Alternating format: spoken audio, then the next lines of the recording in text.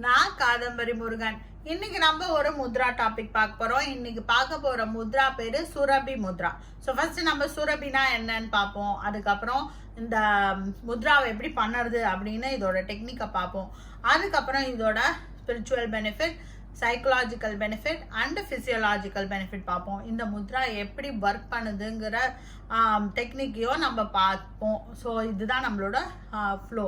So இப்படி தான் நம்ம பார்க்க போகிறோம். ஸோ ஒரு காமதேனுன்னு சொல்லுவாங்க இல்லையா, ஒரு டிவைன் கோமாதா, காமதேனு அப்படின்னு சொல்கிற ஒரு டிவைன் பீயிங், டிவைனாக இருக்கிற ஒரு தேவர்களோட கோமாதான்னு சொல்லலாம். அவங்களுக்கு அந்த கோமாதாவோட பொண்ணு தான் இந்த சுரபி அப்படின்னு சொல்லுவாங்க. இதெல்லாம் நம்மளோட எபிக்ஸ் அண்ட் புராணாஸ்ல வர விஷயங்கள்.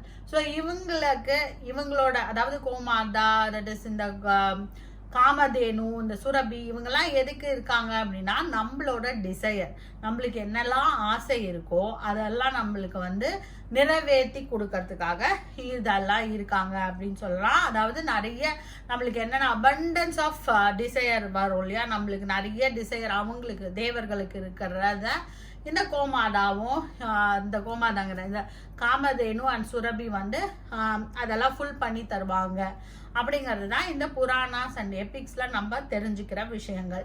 ஸோ இப்போ இந்த சுரபி நம்மளுக்கு இன்னொரு மீனிங்கும் இருக்கு. அதாவது செக்ரீஷன் அப்படிங்கிறதையும் நம்ம சுரபின்னு தான் சொல்லுவோம் தமிழ்ல.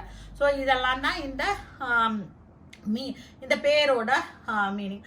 அது மட்டும் இல்லாம இப்ப இது எதனால இந்த பேர் வந்துச்சுன்னு பார்த்தோம்னா, இந்த ஃபார்மேஷன் நம்ம கைகள்ல பண்ற இந்த முத்ரை ஆல்மோஸ்ட் பார்க்கறதுக்கு ஒரு மாடோட மடி மாதிரி நம்ம கையில ஃபார்ம் பண்ண போறோம்.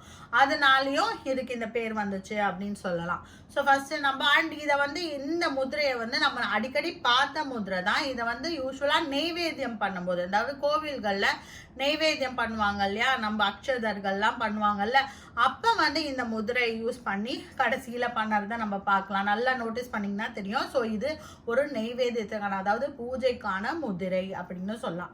ஸோ இப்போ நம்ம டெக்னிக்கை பார்த்துருவோம். கொஞ்சம் டிஃபிகல்ட் தான். 2 கைகளை சேர்த்து இந்த முதிரையை ப்ராக்டிஸ் பண்ணோம். ஸோ ஃபர்ஸ்ட் என்ன பண்ண போறோம்னா, வலது கை இடது கை ரெண்டுத்தையும் அப்படி வச்சுக்கிறோம். வச்சுட்டு இந்த வலது கை சுண்டு விரல் இருக்கு இல்லையா, அதை வலது கை சுண்டு விரலை இடது கை மோதிர விரலோட சேர்க்க போறோம். அதே மாதிரி வலது கை மோதிர விரலை இடது கை சுண்டு விரலோட சேர்க்க போறோம். அதே மாதிரி வலது கை நடு விரலை இடது கை இண்டெக்ஸ் ஃபிங்கர், அதாவது ஆள்காட்டி விரலோட சேர்க்க போறோம். இப்போ அதை அப்படியே இப்படி மாற்றி சேர்த்துட்டோம்னா இதுதான் முத்ரை, இதுதான் ஃபார்மேஷன். இப்படி பார்த்தீங்கன்னா ஒரு மாட்டோட மடி மாதிரி இருக்கும். அண்ட் இந்த 2 கைகளையும் இப்படி வச்சுக்க போறோம். ஸோ இதான் முத்ராவோட ப்ராக்டிஸ் பண்ணுறதுக்கு. இப்படி மேலே வச்சு தான் நம்ம ப்ராக்டிஸ் பண்ணோம் இந்த முத்ராவை. ஸோ இப்படி வச்சு கொஞ்ச நேரம், இது ரொம்ப நேரம் வச்சுக்க முடியாது இந்த முத்ரையை. ஸோ ஒரு 1 or 2 minutes உங்களால் எவ்வளோ நேரம் முடியுமோ அவ்வளோ நேரம் இந்த முத்ரையில் இருந்தால் போதுமானது. ஸோ இந்த முத்ரையோட பெனிஃபிட்ஸை பார்ப்போம். ஸோ ஃபர்ஸ்ட் ஸ்பிரிச்சுவல் பெனிஃபிட் என்ன அப்படின்னு பார்த்தோம்னா, 2 கைகளையும் சேர்க்குறோம். ஸோ எல்லா சமயமும் 2 கைகளை சேர்க்கும் போது நான் உங்களுக்கு சொல்லியிருக்கேன், நம்மளோட பிரெயினோட லெஃப்ட் அண்ட் ரைட் ஹெமிஸ்பியரோட பேலன்ஸ் நம்மளுக்கு கிடைக்கும் இந்த 2 கைகளையும் சேர்க்கறதுனால. இந்த மாதிரி சேர்க்குற எல்லா முதிரைகளுக்கும் இந்த பெனிஃபிட் கண்டிப்பாக உண்டு. ஸோ ஸ்பிரிச்சுவல் பெனிஃபிட் என்ன அப்படின்னு பார்த்தோம்னா, இது நம்ம எப்படி ஒர்க் பண்ணுதுன்னு பார்ப்போம். நம்ம என்ன பண்ணுறோம், நம்ம கைகளில் பஞ்சபூதங்கள் இருக்குது, 2 கைகள்லையும் இருக்குது அப்படின்னு தெரியும்.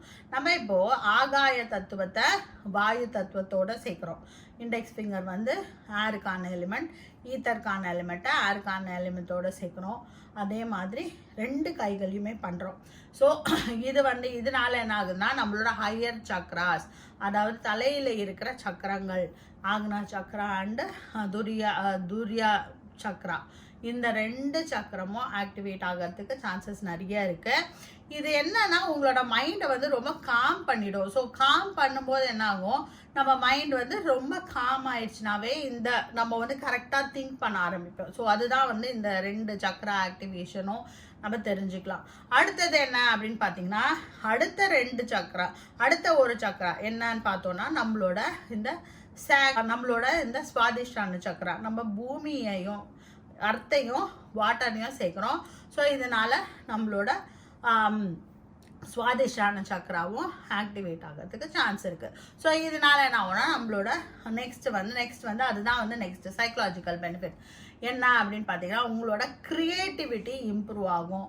நம்ம ரொம்ப க்ரியேட்டிவாக திங்க் பண்ண ஆரம்பிப்போம். நிறைய விஷயங்கள் நம்ம வந்து கண்டுபிடிப்போம். நம்மளோட டிசையர் என்ன அப்படிங்கிறத இந்த முத்ரா பண்ணும்போது நம்மளுக்கு ஒரு மைண்ட் வந்து ஓரளவுக்கு காம் ஆகிட்டு நம்மளோட டிசையர் என்ன அப்படின்னு நம்ம தெரிஞ்சுக்கிறதுக்கும் அது பின்னாடி நம்ம போகிறதுக்கும் காம் மைண்ட் இருந்ததுன்னா ஆட்டோமேட்டிக்காக நம்ம என்ன பண்ணுவோம், நம்மளோட டிசையரை நோக்கி நம்ம நகர ஆரம்பிப்போம். அதெல்லாம் பண்ணுறதுக்கு இந்த முத்ரை யூஸ்ஃபுல்லாக இருக்கும். ஸோ இந்த முத்ரை வந்து ஒரு க்ரியேட்டிவிட்டியை நம்மளுக்கு கொடுக்கும். நம்ம டிசையர் பின்னாடி போகிறதுக்கான நம்மளோட உத்வேகத்தை நம்மளுக்கு இன்க்ரீஸ் பண்ணி தரும். இதுதான் psychological benefit.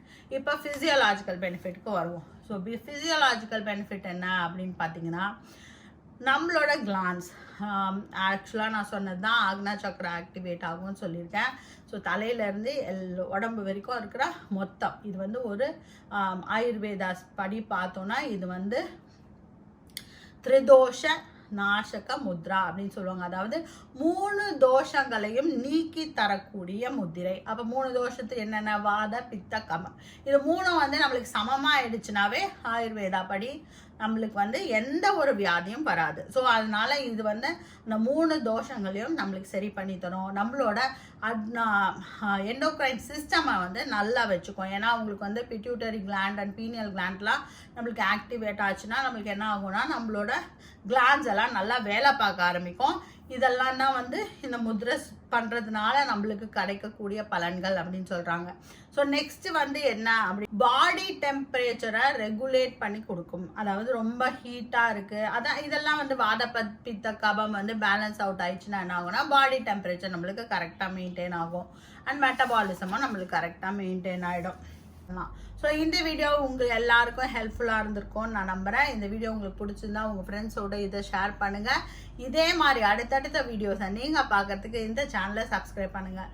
B happy, make others happy. வாழ்க வளமுடன்.